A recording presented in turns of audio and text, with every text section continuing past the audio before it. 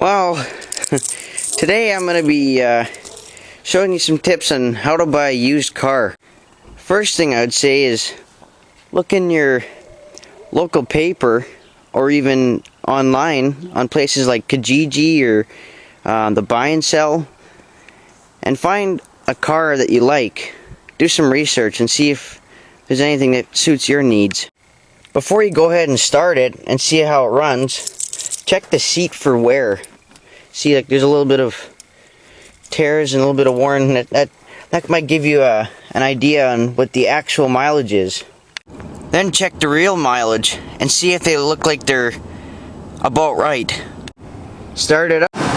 Now what you're listening for is any ticks, clicks, knocks, or pinging sounds, or anything along that line on the motor. What you're listening for is something that sounds very smooth, kind of like that. Next, walk around to the exhaust. If it's a cold day, there should be just a little bit of steam coming out, but not too much. And listen for even firing. If it sounds rough, or is going pop, pop, pop, pop, pop, then it sounds, well, it's probably misfiring.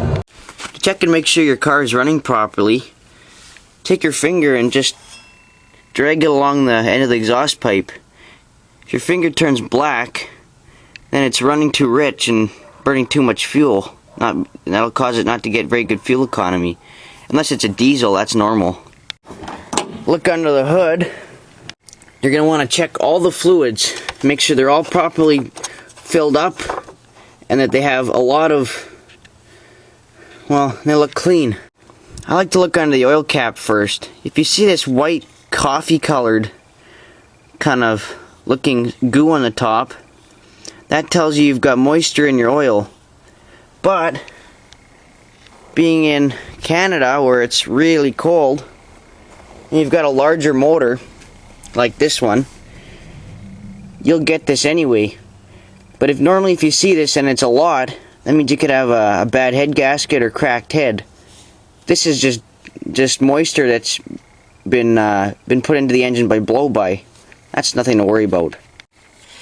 Check your oil and make sure it's nice and clean, and then you can at least see through it. If you can't see through it, then someone's been not changing it frequent enough.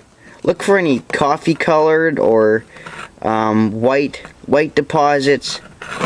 That could be bad. It could mean you have a bad head gasket or cracked head. Hopefully not. Check your air filter. I'm too lazy to pull it out and show you, but that's where you look. Your transmission fluid, that's an important one to check. If it's automatic transmission anyways. You're looking for it to be red or even this color. This is what you'd normally see if it's, you know, halfway in between needing to be changed. It shouldn't be black or have a funny smell. Give it a smell and make sure it doesn't smell burnt. Then you could be leading to some transmission problems. Forgot one thing. When you have your engine running, pull your oil cap off again and check for any blow-by. I mean, most engines have some blow-by, but make sure there's not too much coming out. I mean, if you have none, that's a really good motor. By having lots of blow-by, that means that your engine is either very worn or your piston rings are starting to get old and tired. That might be a reason to not buy it. Check your battery, make sure all the connections are tight and that there isn't too much corrosion. And also check the sticker on it that tells you how old it is, and maybe you still have a warranty. With your engine running, you want to check the transmission. Push your foot on the brake. Make sure it's not too spongy. It should almost have an airy feeling. Put your foot on the brake. Put it into reverse. It should click in almost right away, or within 1 second. Put it back into park. Almost immediately it should pop right back. Do that a few times in between a bunch of gears. It should all be almost immediate. If it doesn't, look elsewhere. You got transmission problems. Check your throttle response. Hit the gas give it a quick tap and see how long it takes for it to respond. It should be right away. If not, then you got some hesitation problems. One thing, check the tunage too. That's always good. Check if your horn works. Make sure your headlights work properly. Make sure the backlight works. And that your high beams stay on when you pull this shifter thing back. Mine doesn't. That's not good. Let the engine warm up properly. Take it for a test drive. Make sure the transmission's working properly and it's not hesitating like I was mentioning. And also watch your temperature gauge and make sure it doesn't get too high. Usually it'll sit around there or halfway, maybe slightly above when you're on the highway, but keep an eye on it. Your oil pressure too is important. Make sure that's about halfway or around there. If it gets low, that's bad. You might be having some engine troubles in the near future. Another thing is that not all people know. In this case, I'm telling you not to do this, and well, look at this. Don't let your fuel gauge get below a quarter tank. That could be leading to fuel pump problems because it can overheat. That's not good. Some cars have fuel pumps in the gas tank, and taking them out can be quite expensive and not an easy job. So be careful. Also, when your engine is running, check the dash for any lights, any idiot lights, like the engine light, the brake light, anything really. Gotta be aware of that. Make sure you're not gonna have any future engine problems. If you've got a code reader, I would suggest bringing that along too. You can check for codes and make sure there hasn't been any previous engine problems. Next thing you want to do is check the body. Look for scratches, dents, anything. Look along the seams where the hood and the fenders meet. Make sure that they line up properly. Do this for every part of the vehicle where every door meets. Make sure they all line up properly and they don't look bent or the distance between the two change partway through. That could mean that's in an accident. Or check the distance between the wheel and the quarter panel. Make sure they're the same on both sides of the vehicle.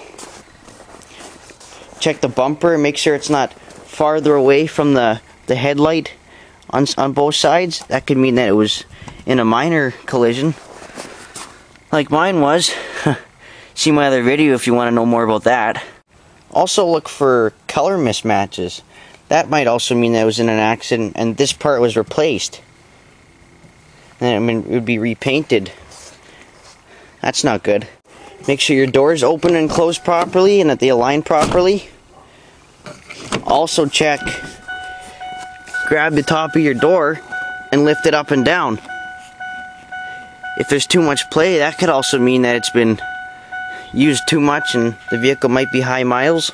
Check all your windows, make sure that they roll down properly and roll back up. Some of them might not align properly and have a hard time closing. All glass for chips or cracks. That could be quite check the windshield wipers, make sure they work properly and they clear the windshield properly. And also check that the spray works too. That's always good. If it's a truck, look at the box. All trucks will be scratched up a certain amount. But if it's really, really ratty, then you know it's been really used hard and you might not want it. I mean, the odd dent here and there is fine, like this one. You can't see there's too much snow, but just watch for it. Make sure all the lights work. Your four-ways, your signals, the brake lights, high beams, low beams. You gotta check them all. Next, you want to climb underneath. Look at the bottom of the motor.